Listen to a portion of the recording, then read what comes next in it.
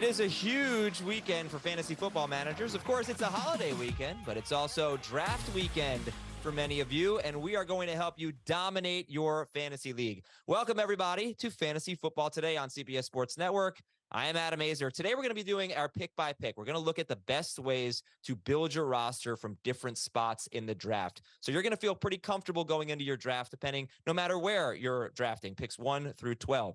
So let's bring in Dave Richard, Jamie Eisenberg, and Heath Cummings here. And I got the same question for all three of you because Cooper Kupp, a mid-first round pick, had a setback with his hamstring. Dave Richard, when are you drafting Cooper Kupp? He is no longer a mid-first round pick for me, Adam. It's tough to ignore the fact that he's 30 years old and he has a hamstring injury. Might even cost him week 1.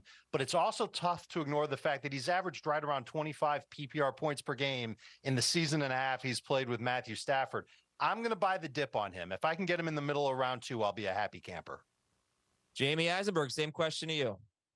Man, he's so risky right now. You know, you're talking about a receiver in his early 30s who's already dealt with now 2 hamstring problems, and the potential of another recurrence is certainly on the table there. So you got to listen to what Sean McVay said, and they're not going to rush him back. So at what point are we going to see Cooper Kupp playing like Cooper Kupp, and will Matthew Stafford still be upright at that point? So the earliest I'm willing to take him is in the back end of round 2 at about 20th overall. I think all those young receivers, Garrett Wilson, Amon-Ra St. Brown, A.J. Brown, all those guys should be drafted ahead of him.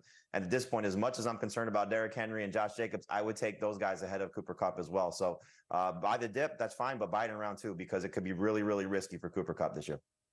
Heath, I'll be buying some dip for my Labor Day barbecue, which I won't be having because I don't have a grill, as you know. So 2 questions for you. Is it okay if I bake my burgers this Labor Day? And when are you drafting Cooper Kupp? You know, I think it's okay, Adam. If you at this time of year, you've got to go get your guys. If you need to bake your burger, bake your burger. If you need to take Jaylen Warren in round 7, take Jaylen Warren in round 7. Whatever you need to do, Adam, that's okay. I'm just maybe just a touch higher on Cooper Kupp, and it's not because I have more certainty about him being okay or less fear about the risk. It's just when I had him at pick 6 at wide receiver 3 or 4, I was already discounting him because I was concerned about the risks, because the upside is higher than any other wide receiver. He is an absolute league winner if he's Cooper Kupp again. This makes you more concerned, so you drop him into round 2, but I might be early round 2. It's round 7 of a 14-team league, everybody, just so you know. Jamie, let's take a look at the first 3 picks of our pick-by-pick series. You can read all the recaps of the teams on cbssports.com/fantasy. But what we're going to do is we're going to compare the 3 teams, compare the builds, see what worked, see what didn't work. So give me your thoughts. You actually had the first pick. I had the second pick. I think Dave had the third pick here. But what do you think worked as a roster building exercise here if you're drafting 1 through 3? I will say one thing, though, when you're looking at the board and you're certainly reading the stories on CBSSports.com, don't necessarily look at the players, look at the strategy, because you're going to see still we did this draft before Cooper Kupp was injured. So just put another receiver there when you're looking at pick number 5. But for me, picking early in the first round, I'm definitely targeting one of those top 2 receivers with their first 2 picks. The upside is just amazing for Justin Jefferson and Jamar Chase, and they should be the top 2 players selected. But if you want to go with a running back there, that's fine. You're just leaving some big potential on the table. And so take Jefferson, check Chase. But really the biggest decision you have to make is what do you do in rounds 2 and 3? Because that, I think, is going to set what the next part of your draft is going to look like and how your team build is going to go. So for me, I'm looking at either one of the 2 receivers, depending on who's going to be there, but a group of receivers, Devontae Smith, maybe Jalen Waddle falls, Chris Olave, Calvin Ridley, T. Higgins, that group of wide receivers. I would love to come away with 2 of, which I did with the first overall pick, Jefferson and Smith here. And then you see I took it a step further and took Chris Olave as well. But the quarterbacks come into play, or at least they should. Average draft position tells us that they're not necessarily on the board typically at this spot, but we're going to say wait for Mahomes, wait for Allen, wait for Hurts in this range. And you could take one of those guys in round 2 or round 3. You see only one running back going off the board in round 3. And that, I think, speaks to what the position looks like. And so not a bad idea to go wide receiver. But Joe Mixon, Jahmyr Gibbs, Ramondre Stevenson, Travis Etienne, those are going to be the running backs in this range. Again, doesn't necessarily mean you have to pull the trigger on them just because those are the best ones on the board. And then really the decision you have to ask yourself also is, do you want to go with Mark Andrews in this spot? Because again, the drop off at tight end is so severe after Andrews if you don't love that next group starting with Darren Waller and TJ Hawkinson. So Andrews comes into play as well. But for me, I'm leaning toward the wide receivers mostly because I think that's the best way in PPR to build your team, starting with those 2 wide receivers if you can. And it's really important to determine the difference between PPR and non-PPR. I wouldn't take any wide receiver with my first 3 picks if catches don't count for anything. If catches do count, I'm with you on Justin Jefferson. I think he's the 101. But because there won't be good running backs left when you're up in rounds 2 and 3, guys that you can feel great about, I'll take Christian McCaffrey and Austin Eckler immediately after Justin Jefferson just to have that position filled. I know I can find a good wide receiver in round 2 and or round 3. So that's just a personal choice of mine. Other people might vary. The other point to keep in mind is that taking a quarterback in late round 2, that's fine. I did it with the 3rd spot, but I wouldn't go rush to take a tight end right after. I think you'll run into trouble if 2 of your first 5 picks are tight ends.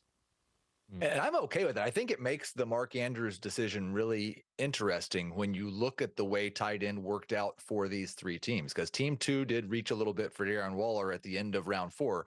Team 1 didn't take a tight end until round 11. Team 3 didn't take a tight end until round 10. It's that great or late strategy. But Andrews may be the only chance that you get at a really good tight end if you don't like taking one at the 4 or 5 turn, which I don't, because by the time you get to round 6, you run the risk of whoever you like, of Hawkinson, Goddard, Waller, those guys being gone. Yeah, I had team 2, and Dave, I hated this team. This is one of my worst teams, I think, because I just don't like the Darren Waller pick. The board just didn't really fall to me that well, but if I could do it again, I would have taken Deontay Johnson there, and I would have waited. I think Jamie would have taken Waller after that, because I know he loves Waller, but I would have taken Johnson there and just had better wide receivers. I don't have enough upside on the team. I just want to point something out for Jamie's team, because one of the things we talk about when building teams is that this year, mid-round running backs, they're just better this year than they have been in the past. Running backs are not being drafted as early as what we have seen. So look at the way Jamie just dominated there in rounds 5, 6, 7, 8, 9, getting Dobbins, Kamara, Connor, Gibson, Dillon. Are all 5 of them going to be great? Probably not, but enough of them will. And that's how you take advantage of that running back depth. I guess, Jamie, I wish you could have time to rebut this, but we have to go to the next segment. I think if you don't love Jamie's team, think about it. If he had taken Justin Fields or Joe Burrow instead of Deontay Johnson, maybe that would be a better build for you if you're someone who likes to have a more high-end quarterback. Let's go to teams 4 through 6. And obviously the Cooper Kupp pick here, this was done before we found out about the hamstring setback. So just keep that in mind. Kelsey could come into the equation at 4 through 6. He didn't in this draft, but Heath, why don't you talk about building from 4 through 6? Yeah, Cooper Kupp, not the only one that we have to point out. This is a dangerous range to be drafting from, because I think Jeff Wilson went on IR about an hour and a half after we finished up as well. So you don't have to draft him unless you want to do it in a very deep league and put him on IR. But you mentioned Kelsey, and I think the interesting part of this range, as far as how we draft, is this is kind of the only place where you get 2 shots at an elite tight end. You could have had Travis Kelce or Mark Andrews, and it's about the range where we start considering the quarterbacks at the end of round 2. So that start with a quarterback and elite tight end in the first 2 rounds or 2 of the first 3 rounds, a real possibility. And I think it's something to consider when you consider that Travis Kelce's been about 4 points better than any other tight end in fantasy. And when you look at him compared to the tight end 12 range, you're looking at a 7, 8, 9 point edge. Patrick Mahomes and Josh Allen over the last 3 seasons have been 4 points better than any quarterback. So if you do choose to start that way with Kelce and Mahomes or Kelce and Allen, yeah, it might put you at a little bit of a disadvantage at wide receiver and running back, but you're also probably 9 to 15 points better than the rest of the league at those 2 positions. I think if you look further, and it just highlights what you've talked about, and maybe why the reason if you do that, and none of these 3 teams did that, you can look at wide receiver in round 3, 4, 5, and then we still have running backs that we like a lot. They're in round 6. They're in round 7. You can absolutely start with the quarterback, tight end, elite guys and still find wide receivers and running backs. I like that strategy in 10-team leagues and in 8-team leagues. I don't like it so much in 12 teams and more, just because those running backs could run out pretty quickly. And the wide receivers, you know this, by the time you get to round 5, round 6, they're not quite as shiny and awesome as the ones in the first few rounds. This spot, I talked about it with slots 1 through 3. When you get to round 2, there aren't really any running backs there. You could see Derrick Henry or Nick Chubb or Josh Jacobs fall to this range. This is a pretty fertile spot to grab your first running back, which is why I'm okay going with a wide receiver or Travis Kelce with your first round pick if you're picking 4 through 6. I know he said, don't look at the players, but could we just show Team 5 again, just all the pitfalls poor Chris Towers has to deal with when he's trying to figure out this team? Cooper Kupp, we know the situation there. Derrick Henry, my gosh, there's a lot of pitfalls there. Keenan Allen's over 30. Terry McLaurin's got a toe injury. Javonte Williams coming off of the ACL. Richardson, the concerns there. My gosh, this could be absolutely awful. Yeah, that's this team is ready for AARP. I just want to point out, Derrick Henry did fall, but typically, I think if you have pick 4, 5, 6, I feel like you're going to have better receiver options in round 2, or at least not good running back options in round 2, unless Henry or maybe Jacobs falls to you. But Taylor used to be an option here. He's not. So just keep that in mind. You may not have a good running back option. And a lot of times you will see Garrett Wilson or Devontae Adams fall, or AJ Brown maybe fall to that spot. So I don't know, I guess agree or disagree. If you have picks 4 through 6, you're probably going to have better receiver options than running back options in round 2. Agree or disagree, Dave, Jamie, Heath? I think just by the nature of the beast and by what ADP tells us, that is true. Yeah, I mean, the quarterbacks go typically a little bit earlier in round 2. Right, that pushes both positions down. Not true in our drafts, but probably true for others. Okay. Well, that's a look at how you could draft if you have a top 6 pick in a 12-team league. We'll take a look at 7 through 12 after this, including the Kelsey team. How do you build your roster if you're picking later?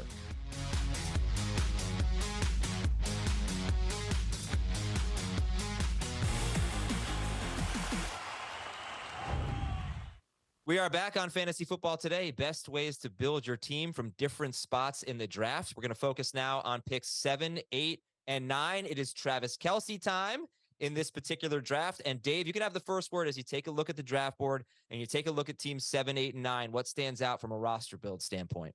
Well, first things first, if you're picking in this range, the 2 players you need to consider before you even walk into your draft room are Bijan Robinson and Travis Kelce. What happens if they make it to you in this range? Would you consider them with your first round pick? I love Bijan Robinson's upside in Atlanta. I think he's ticketed for over 300 touches, should have a massive year, just like first round rookie running backs usually have. And Travis Kelce's been established for years in fantasy, minimum of 15 PPR points per game for 5 straight seasons. The dude's a stud, and you'll have a huge advantage over the rest of your league at the tight end position if you draft Travis Kelce. So I'm always looking for those 2 guys. And in this draft, they both went right in front of me. So what happens if they're not there?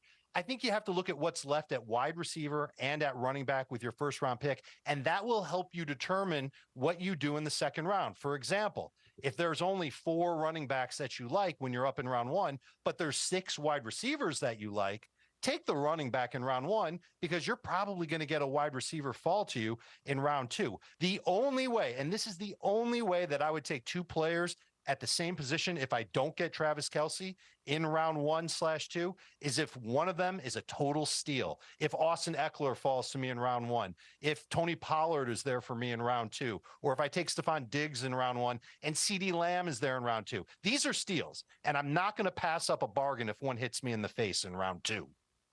It's going to be interesting to see what happens now with Cooper Kupp's injury. How far does Stephon Diggs get pushed up, and does he become a top 9 overall pick? But I think you see the strategy here, and Dave sort of hit on that. You're looking at those receivers that are available to you in round 2. And in some cases, as Adam alluded to in the previous block, that Amon-Ra St. Brown may fall, so you might see him there. And CeeDee Lamb is now, I think, falling to either the end of round 1 or beginning of round 2, but he may still be in this range as well. So it's really, I think, what you do after those first 2 picks, because you're going to get 2 studs. And I think the 3 players here are very interesting, because the 2 running backs, I took Ramondre Stevenson. I was team 7. Travis Etienne belongs in this range. And then Mark Andrews, I think, sort of fell a little bit in this draft, but he's still available. It's an easy player to take. But you see here, getting receivers early, each of these teams have 2 wide receivers. In terms of team 7, they have 3. And so getting that receiver, the quality of wide receiver early is still very, very important, because as we see in this draft, I think we see a lot of PPR drafts, the receivers dry up quickly. And then, as Adam alluded to previously, the running backs that you'll find are still going to be very good in the mid rounds. And you see it here: Cam Akers, Khalil Herbert, Isaiah Pacheco, Rachaad White as well, could all be very, good starters for a fantasy roster, depending on what your build looks like. Yeah, I mean, knowing that Dave drafted team 9, and it's not a traditional Dave build, only 1 running back in the first 5 rounds, but then you walk away from that and you've got Rachaad White, who's been talked about as a breakout on this program multiple times. as your number 2 running back, definitely a top 24 guy. You've got Isaiah Pacheco as a third option. You've got Kenneth Gainwell, who some people are talking about being the best running back in Philadelphia. Also, like you don't have to draft more than one running back in the first 5 rounds, and you can still have a running back core that you not just are okay with, but you actually feel good about. Yeah, and my team was team 8, the Kelsey team. And the previous segment, I talked about team 2 that I drafted, which was maybe my least favorite team that I've drafted all year. This might be one of my favorite teams. This one worked out really well. I've got the best tight end. I've got a top 8 quarterback, which is always a priority for me. And I did that in round 6 with Trevor Lawrence. But look at the upside and the young players on my team: Wilson, Etienne, Watson, Walker, Lawrence, Khalil Herbert, Treylon Burks. I have a bunch of guys that really could pop. And I think that's huge to go along with Travis Kelce. And I think, to me, I proved to myself, this is the first time I actually drafted Kelce, I think, in a long time, that I can draft Travis Kelce in round 1 and still build a roster that I love. And it's always important for me to get 2 top 24 wide receivers, which is why I drafted Christian Watson in round 4, because I thought in round 5, there was no chance I was getting a top 24 receiver. You need to check your ADP in your leagues. You need to understand who you're drafting with. If you think you can get better receiver value in round 5, that's fine. In our leagues, they go pretty quickly. By the way, this is a full PPR league where you can start 3 receivers and a flex. So when you look at the draft board, you'll notice receivers going early for that reason. I love analyzing picks 10 through 12 because you are definitely in the RB zone. This is maybe the best time. If you want to start with 2 RBs, this is the best time to do it. This is the only team that did that, and it was team 12 with Pollard and Chubb. Heath, I want you to talk about this range because you have 3 different builds. You have wide receiver, running back, receiver, running back. Is there one that's better? Well, yeah, and I've said this several times this offseason. I don't necessarily love this range. I think if you get to choose your draft position, I'm choosing somewhere else. But it is kind of a situation where you have to let the league kind of determine what positions you're going to take. You see, I went wide receiver. Chris went running back, wide receiver. And then Dan at team 12 went running back. I do think he did a really good thing there. He went 7 rounds after taking those first 2 running backs before he took another one. If Tony Pollard or Nick Chubb gets hurt and you started your draft with those 2 guys, you're probably not going to make up for it by drafting a 5th round running back. I think he did the right thing in stockpiling skill everywhere else around those running backs and just hope they can stay healthy. The other thing in this range, and it applies to the other end of the draft as well, but I just want to highlight a couple of examples of it. And you said it, know who you're drafting with and know who they've already drafted. I did a bad job of that in round 3. I took Aaron Jones over Miles Sanders because I never have to take Miles Sanders in round 3. I do like Miles Sanders more. I should have known Chris Towers was drafting twice before I picked again, and Miles Sanders wasn't going to come back to me. So that was a bad job. On the opposite end, when I wanted Tua at the end of round 7, I was able to look and see that Dan and Chris both already had quarterbacks. So I got Tua in round 8 and was able to pick up Jonathan Taylor, which gives me a lot of upside at that range of the draft. Very smart advice, Heath, especially when you're talking about picking on the edge. It applies to when you're picking in the first 3 picks as well, going back the other direction. I think it's worth noting here a couple of things. First off, don't take Josh Jacobs in the first round. He should not be taken 11th overall. That was a huge mistake. And you see where Jonathan Taylor was drafted, where Heath took him. This is one of the players, clearly one of the biggest buzzworthy players that we've been talking about since the Colts made the decision to put him on the PUP list. And so that's the range where he should be going. I think it's your 4th running back there, Heath, if I'm not mistaken, or your 5th running back. That's the type of player that if he does play the majority of the season, Heath is probably going to win, or the manager that takes Jonathan Taylor that late is probably going to win their leagues because you hope that he does play. But the strategy is sound, I think, for what Dan did. As Heath alluded to, taking those 2 running backs. I love that start when you're getting those 2 type of players because they both have top 5 upside in terms of Pollard and Nick Chubb. I would actually take Pollard ahead of Saquon Barkley. That's how much I'm excited about him. So I thought that was a steal for Dan. But I just love doing that strategy when you're getting 2 running backs like that because, again, the receiver depth that you'll find still in rounds 3 and 4 will be okay. And I thought Dan did fine taking Deebo Samuel and DK Metcalf. And a lot of people hate picking at the end because they can't really strategize around what other fantasy managers do. Dan did a really good job of taking the best players available with each of his first 6 picks. And they're all guys that he's going to be able to start on his fantasy team theoretically all season long. The running backs back to back and then the receivers right after that. And then he got a good value at quarterback with Joe Burrow and what might end up being a very good value at tight end with Kyle Pitts. So I love his team as well. Just remember, don't reach for a quarterback this year. You don't want to wait forever for one either. Drafting one at a fair value, maybe even slightly below what you see on ADP, that's when you feel like a real winner coming out of your draft. I'd like to follow up though about some of these strategies here. Team 11 and 12 specifically, right? So team 11, 2 running backs with the first 3 picks. Team 12, 2 running backs with the first 2 picks, and then these guys waited a really long time. I don't really understand what team 11 was doing here. You take 1, 2, 3, 4, 5, 6, 7 wide receivers, 7 wide receivers before you take another running back. I just want to make the point that you guys seem to disagree based on what you just said. But if you do take 2 running backs early, you don't have to keep on waiting. I mean, running backs do get hurt. You don't want to put yourself in a situation where you have no depth at the position. And I think these 2 teams have pretty much no depth at the position. So I actually disagree with what you guys said. I think that they should have invested earlier picks, maybe in round 7 or something like that. I mean, I'm not saying super early, in a 3rd running back just to have a little depth there. Heath, your thoughts? Yeah, I mean, we've talked about this a lot, and there's going to be running back depth that pops up on the waiver wire. There's going to probably be running backs that are better than anybody that was drafted in round 8, round 9, round 10 at running back. So I do think that you can find running back depth a little easier than you can find wide receiver depth. I think Team 11 waited 2 more rounds than Team 12 did, and I thought what Team 12 did was just about right. So I'll hedge. I'm halfway with you, but I don't think that you have to worry near as much about running back depth if you've got those 2 bell cow running backs. I will take that. I will take that. Thank you, Heath. All right, when we come back, we're going to give you some of the best values. We've tried to give you the best roster builds, but which players have the best value based on average draft position? We'll tell you after this.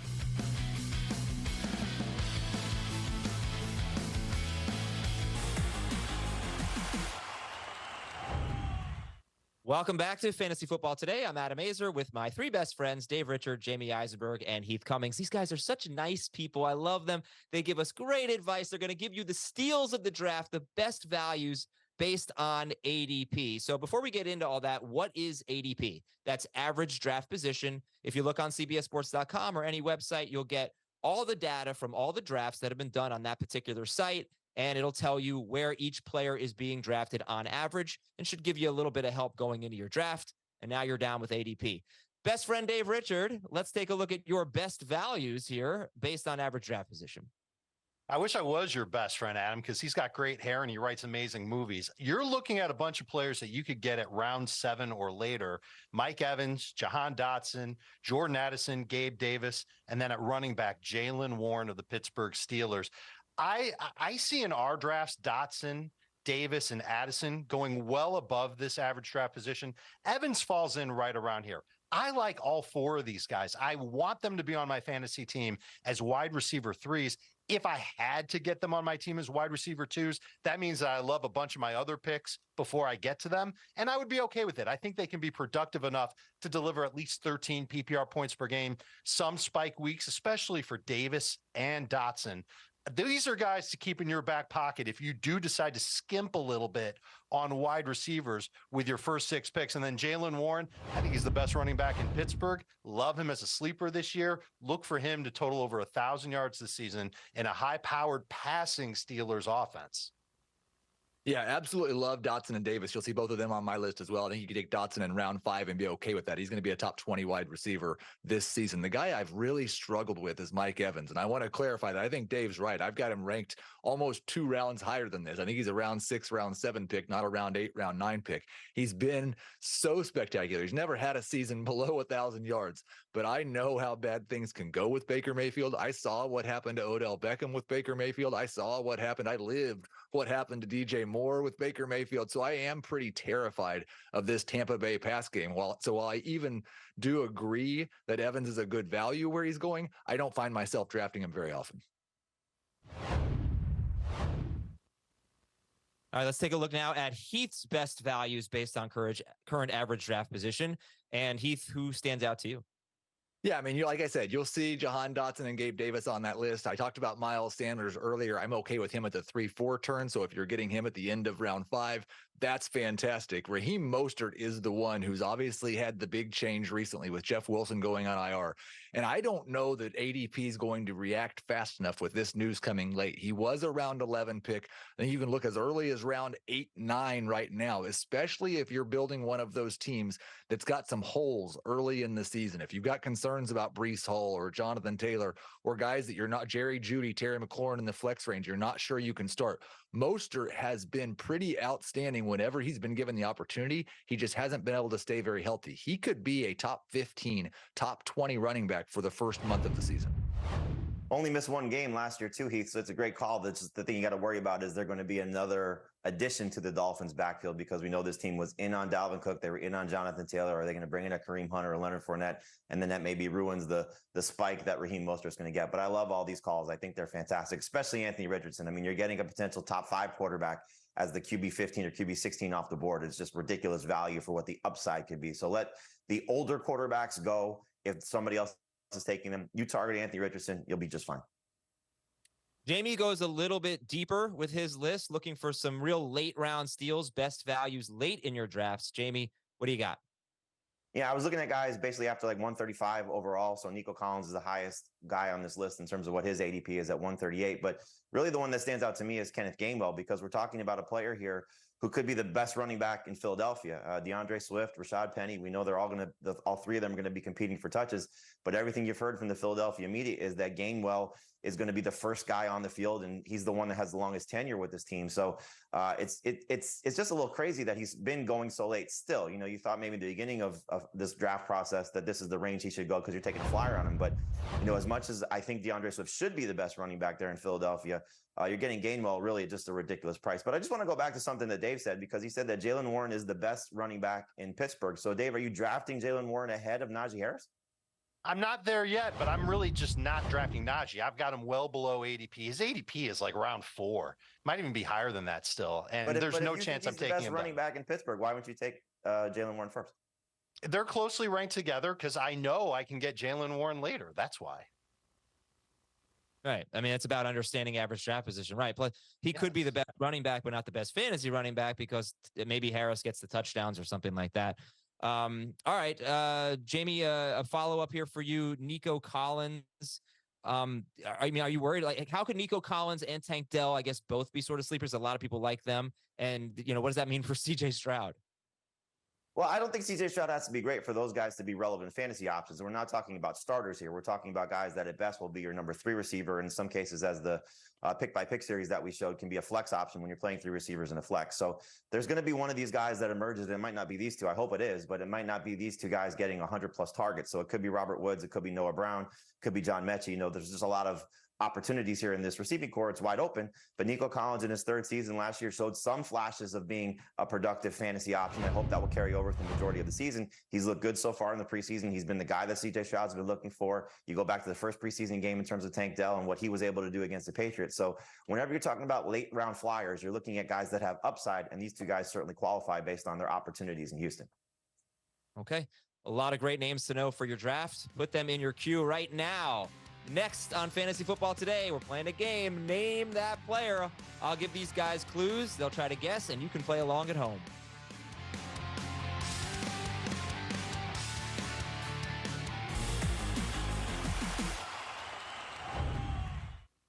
Well, if you're a fan of Fantasy Football Today, you know that Jamie usually gets the host name that player and give the clues and stump his colleagues and embarrass people in front of a national audience. But that is my job today, and I'm looking forward to it. So let's play Name That Player, and we will go right into Player A and reveal clue number 1 about Player A. All right, he had 5 games last year with more than 11.4 PPR fantasy points. Now, they were all with a different quarterback than who he has this year. Okay, not 5 different quarterbacks, but a different quarterback than who he has this year. In the last 2 seasons, he has been wide receiver 12 per game and wide receiver 50 per game in PPR. And in CBS ADP, go ahead, Heath. Oh, I'm wrong. Never mind. He's the second wide receiver drafted on his own. Dave. Adam Thielen? No. Good guess.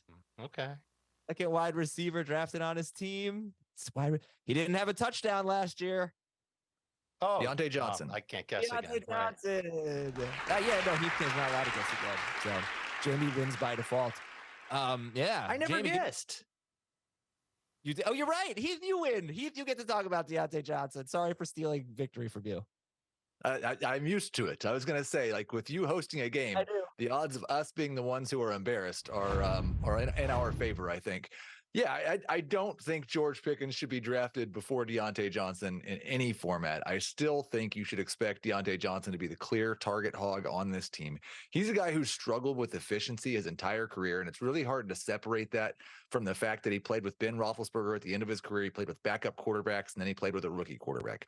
But we've seen good things in the preseason from Kenny Pickett. We know nobody gets open like Deontay Johnson. He's going to be the guy on the team who is open. I think Pickett will pepper him with targets, and Deontay Johnson, if he stays healthy and scores 5 or 6 touchdowns, will finish as a top 20 PPR wide receiver.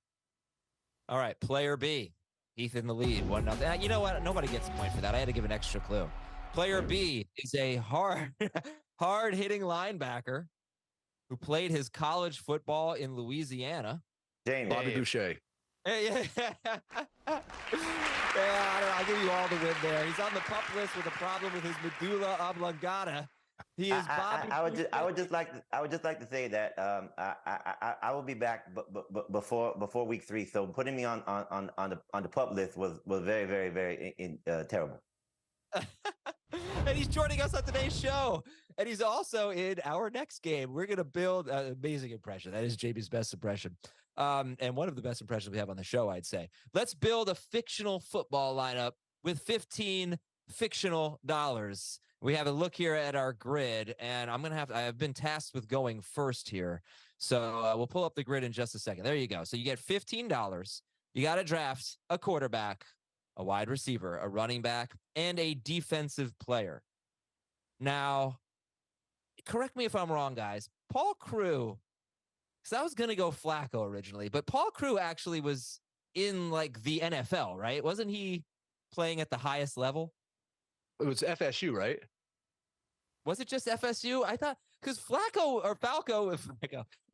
was good, but he was a replacement player. He was good for a replacement player. I feel like. Well, he also, I believe, lost the national championship at Ohio State because he didn't go because he played scared, right?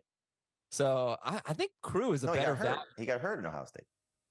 Well, I remember Gene Hackman telling him that you play scared, but Crewe, I'm going Crewe, Deacon Moss, and Earl Meggett. All right, so I got the whole crew there, pun intended, and Becky the Icebox O'Shea, terrific linebacker who can also play on offense, if you recall. So I've got 3 players from the longest yard and a giant. I had to get a giant on there. It's a little giant, but Crew, Deacon Moss, Earl Meggett, and Becky the Icebox O'Shea. Heath, what do you think of my team, and can you build a better lineup? So, Adam, I just want to verify this, correct? Because I'm pretty sure you told us that you can spend up to $15. Is that right? Uh-huh. And you chose 2 $3 players and 2 $5 players. Is that correct? Oh, crap. But let's change it up a little bit here. Josh Gad will be so mad at your math. Give me Rod Tidwell instead of Deacon Moss. Moss is out with an injury. Let's go Tidwell here. I knew I was going a little bit too hasty. I'm sorry about that. Crew, Tidwell, Meggett, Icebox. I didn't screw up name that player, so I was guaranteed to screw up my fictional football lineup. You did screw up name that player. Yep, 100%. So, like in analyzing your team, I don't know what could go wrong with it. You chose a little kid as your only defensive player and the highest paid running back in the league. So that makes perfect sense based on what we know about NFL team building. I'll go with Paul Crewe and Rod Tidwell. I think you got that part right.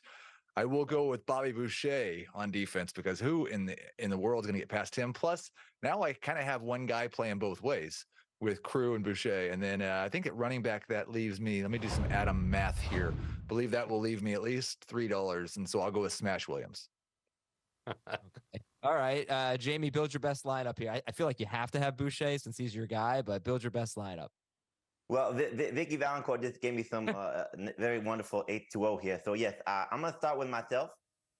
Even though Mama says that football is for the devil, I still think it's the best thing ever. And as Heath alluded to, I can do both sides of the football. So I'm a very good quarterback these days. So yeah, Bobby Boucher will be the defender at $5. I'm gonna basically just agree with Heath Cummings because he's wonderful. So I'm gonna drink my 8-0 and shut up. Your whole team is the same as Heath's? Is that what you said? Oh, exactly. He copied my paper. So I think he just did a great job.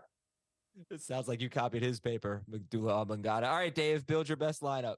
All right, put it back up there. I'm going to go with Willie Beeman at quarterback, the most expensive guy on the board. I think he's the best one. Who is going to be able to cover Air Bud, Adam?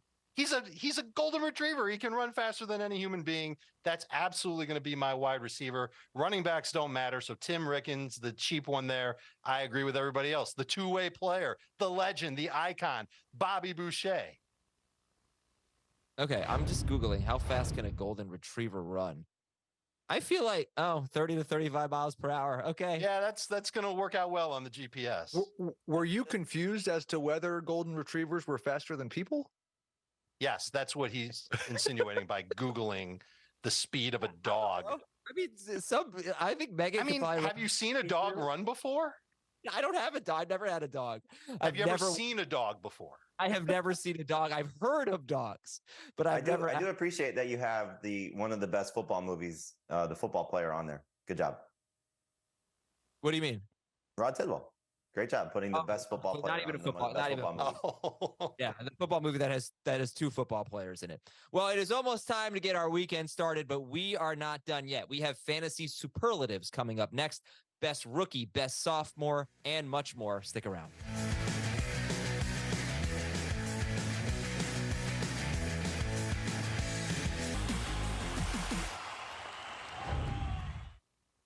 I'm excited for this segment. I don't have to answer any questions, so I think I won't screw it up. By the way, if you want to hear us on our podcast, please check it out. If you've enjoyed the shows this week, you can always catch us on the Fantasy Football Today podcast. You can subscribe anywhere you listen to podcasts, and we have a lot of fun. We've been doing it for about 15 or 16 years right now. We're an OG in the podcast space, so check out Fantasy Football Today. We'll have 8 episodes per week during the season. All right, fellas, we're going to finish the show with some fantasy superlatives. And our first one is this: most likely to get picked in round 4 or later, but play like a first rounder. And we're going to go Heath, Jamie, Dave for these. Most likely to get picked in round 4 or later, but play like a first rounder. Yeah, we will see if we can get this guy in every segment on the show. It's Miles Sanders for me, my Josh Jacobs of this year. I think he's going to see 275 plus carries behind a top 5 offensive line and catch 50 passes once again. I'm sure I'm going to surprise you by saying J.K. Dobbins for this one, but I think this is the year that he steps forward and has that big season we've been waiting for. Year 2 after an ACL, new offense in Baltimore, going to display all of his skills, certainly in the passing game, but he might challenge to be the best rusher in the NFL, could lead the NFL in rushing yards. Let's keep the running backs flowing. I'll go Dameon Pierce in Houston. Love the way that he played last year. New offense in Houston. It's just like the 49ers run game, and he's good at it. He's played in the system before. I like him better than Miles Sanders and J.K. Dobbins. Okay, and I'll take your 2 wide receiver. Why not Christian Watson? Most likely to get drafted in round. You're not going to answer any questions. Yeah, but that one I knew I wasn't going to screw up. Most likely to get drafted in round 1 or 2, but be a complete bust. Heath. I hate to do this, but there's really one really good answer right now, unfortunately, and it's a 30-year-old wide receiver who's currently nursing a hamstring injury. I think it has to be Cooper Kupp. Yeah, I'll stick with the elder statesman and go Derrick Henry, 29-year-old running back, a lot of work on his body over the last 3 seasons, bad offensive line that he's playing in front of. So draft a lot of Tyjae Spears and avoid Derrick Henry in the first 2 rounds if you can. Can Josh Jacobs do it again? Can he really be 19 PPR fantasy points per game? He had over 300 touches last year. Really concerned about him being able to hit that mark again. 15 PPR points per game. That's not bad. I think he could do that, but that's not first round worthy. Most likely to be a second half league winner. Most likely to be a second half league winner. I'll go with the rookie, Jackson Smith-Njigba. This guy played at Ohio State with Chris Olave and Garrett Wilson. Remember how awesome they've been? He was the best wide receiver on that team. So I do think by the time we get to the middle of the year, he could be the best wide receiver on the Seattle Seahawks as well. I hope it's the case for this guy, but Breece Hall fits this category. Guy coming back from his ACL tear in year 1. I hope they're just cautious with him and let Dalvin Cook do a lot of the heavy lifting early in the season. And by the end of the year, the people that did gravitate toward Breece Hall are getting rewarded by a strong performance in the second half of the season. I'm going to cheat and give 2. The first one is Jaylen Warren. I've been thinking for the last 5 minutes if I really meant what I said, that he's better than Najee Harris, and he'll have better numbers at the end of the year than Najee Harris. But the other guy that I really love drafting late, Bears rookie running back Roschon Johnson. Draft him, be patient with him. By the time we get to Halloween, I expect him to be the best back in Chicago. Yeah, of course, Jonathan Taylor could also be an answer for that segment. Fantasy rookie of the year, Heath. Do you want us to just all answer in unison? It's Bijan Robinson. Correct. Okay. All right, that works. That works. Fantasy sophomore of the year. This might not quite be in unison, but I'm going to go with Garrett Wilson. I think he has a chance to emerge as the clear number 3 wide receiver in Dynasty behind Justin Jefferson and Jamar Chase. And I think he has a chance to be a top 5 wide receiver this year. Yeah, Heath gave the best answer. I'll go with Chris Olave, who's the second guy coming off the board of that position in the same range. Excuse me, in the same year. So Olave could be the best guy, or should be the best guy for the Saints, and is worth drafting toward the back end of round 2, beginning of round 3. And Christian Watson's the name I'll give. He's the second-year wide receiver in Green Bay who averaged over 17 fantasy points per game in his last 8 in 2022. I think he picks up where he left off, even with the change in quarterback in Green Bay. Most likely to lead the Seahawks in catches. Yeah, the last couple of questions may have had a correct answer. This one is a very, very difficult one to answer. I think for the full season, I'll lean ever so slightly towards Tyler Lockett, but it could be any of these 3 guys. Yeah, I'll go with the rookie. I'll go Jackson Smith-Njigba. I think his role as a slot receiver there is going to be something that Geno Smith leans on, and he may prove to be the best receiver overall for Seattle. We know Tyler Lockett has outplayed DK Metcalf 3 of the 4 years that they've been together, but Smith-Njigba is somebody that they targeted in the draft for a reason. He's going to be their leader in receptions. Metcalf's led this team in targets each of the past 2 seasons. I think he continues to. I will take DK Metcalf. Next year, it's JSN. Most likely to lead all quarterbacks in rushing yards. I said this was a bold prediction, but I actually believe it's true. So I'm going to say Anthony Richardson. You got a quarterback who is literally the greatest athlete to ever test at the combine. And he's paired with a coach who drew up 10 run plays per game for his quarterback the last 2 seasons and named Richardson the starter after about 5 practices. Yeah, I would agree with Heath, but just to be different, I'll say Justin Fields, just because last year he was on pace to be the rushing leader at the quarterback position in NFL history. Just didn't play at the end of the season, so he would have passed Lamar Jackson's record. So he's got a 1,100-yard season on his resume. He can get to 1,200 yards again. But as I said, as a bold prediction last week, I think we can see 3 guys go over 1,000 yards rushing. It's only happened 4 times in NFL history. 3 guys have done it. I think we could see those 2 guys, Richardson, Fields, and Lamar Jackson, go over 1,000 yards rushing this season. And I'll be different too and say Aaron Rodgers with the Jets. No, I'm just messing around. Anthony Richardson, Heath didn't mention this. What if Jonathan Taylor never suits up for the Colts? This is a slam dunk for 1,000 rushing yards this year. And it's the one thing that he's really great at is running the football, which isn't great for a quarterback, but it's going to be good for the Colts and for fantasy managers. Yeah, can't wait to see Anthony Richardson rushing to get starting quarterback Gardner Minshew some water when he needs a timeout. Let's go to what a great segue. Funniest member of fantasy football today. Oh, it's got to be you, Adam. I mean, you tell some of the best jokes that I've ever heard, and that was obviously a great one-liner about Anthony Richardson. No way that's going to backfire. I mean, it's Dan on the can. Who else does a show from his toilet? So Dan Schneider is easily the funniest guy on the show. Most clever guy on the show is Jamie. Funniest guy is Heath. He's got this dry delivery that always hits. Wow, I couldn't win most clever or funniest. I really don't know what I bring to the table. You're the best host. You are the best host for sure. Best math. Best, yeah. Most likely to quit FFT to start his own business.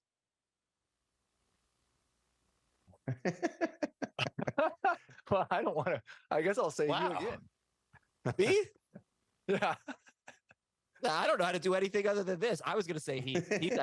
I feel like Heath is cooking something up at all times. Okay. I could see Jamie becoming the manager for a certain Hollywood actor who becomes a megastar within the next 3 years. No. Dave, what business would you start, Dave, if you were going to start one? What do you think? Oh, that's a great question. Actually, it's a terrible question. Why are you asking me this question? I am somebody who should not be starting a business. All right. Best place to draft. Bar, couch. You tell me. Toilet. I've done one. Really? I've done one. You don't want draft to clog already. up your draft, Adam. One draft already to bar was fun. I've done one draft at a house for a father-son draft. I have another father-son draft coming up this weekend. Those have been my most fun drafts so far. So we've been doing. This is year 6 for my older one and year 4 for the middle one. So those are just awesome to watch the kids take part in it. So I'll go with that route. Yeah, I think like the place is not as important with your friends and family is the right answer. Although I will say, I think I drafted last year from a Dave Matthews concert and won that league. So maybe that's the best place to draft. Nice. I want to know where you drafted your undefeated team from last year, Heath, because that's the right answer. Every year I go to the Pro Football Hall of Fame for a draft. You want to talk about a great place to go to put your fantasy team together, be amongst legends at the Hall of Fame in Canton, Ohio. Okay, Heath, so you're getting your friends and family together for a draft. You get to pick the location. Are you picking a house, a restaurant? Where are you going? No, I'd probably pick my house because the best thing to do is smoke a bunch of barbecue while you're having the draft. Yeah. All right, listen, it's a big weekend coming up. So how can you find our content? You can subscribe to our podcast, Fantasy Football Today. It's available anywhere you listen to podcasts. Also, check out cbssports.com/fantasy. We've got mock drafts for you to review. We've got sleepers, breakout, busts. I want to thank Dave Richard, Jamie Eisenberg, and Heath Cummings, and all of you watching. I'm Adam Easer. Have a great weekend. Good luck with your fantasy draft. Might even cost him week 1. But it's also tough to ignore the fact that he's averaged right around 25 PPR points per game in the season and a half he's played with Matthew Stafford. You can absolutely start with the quarterback, tight end, elite guys, and still find wide receivers and running backs.